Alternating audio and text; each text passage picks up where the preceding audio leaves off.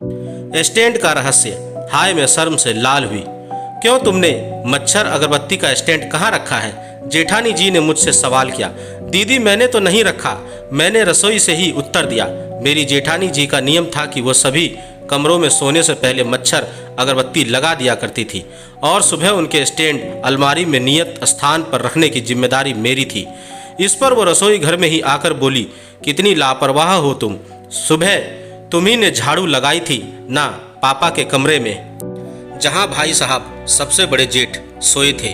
मेरे सबसे बड़े जेठ बाहर रहते थे तो महीने में छुट्टी के दिन वो पैतृक घर में भी रहा करते थे। हाँ दीदी, झाड़ू तो मैंने ही लगाई थी पर स्टैंड उधर था ही नहीं तो मैं रखती कैसे? इस पर वो बोली, क्या कह रही हो, मैंने ही भाई साहब के नीचे कल उसे जलाया था। मैंने हंसते हुए हाजिर जवाबी से कहा, वाह दीदी आप गजब हो, भाई साहब के नीचे मॉर्टिन लगा दी। इस पर वो भी सक पका कर चुप हो गई।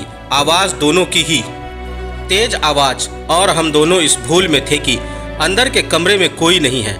इतने में सासू माँ अंदर के कमरे से निकली और मुस्कुराते हुए बोली, चुप करो तुम दोनों, क्या बातें कर रही हो तुम दोनों, ये लो स्टैंड। फिर दबे स्वर में बोली, महेंद्र जेठ जी हमारे साथ ही बैठे हैं, अंदर तुम लोगों की बकवास पर सिर झुकाए मुस्कुरा रहे। इस बात का खुलासा होते ही हम दोनों शर्म से लाल होकर उनके सामने पढ़ने से बचते रहे जब तक वो घर में रहे। दोस्तों, आपको मेरी यह कहानी कैसी लगी आप मुझे मेरे कमेंट्स बॉक्स में जाकर मुझे बता सकते हैं। और अगर आप मेरे चैनल पर नए हैं तो मेरे चैनल को सब्सक्राइब जरूर करें और बेल आइकन का बटन भी दबा दें। धन्यवाद दोस्तों।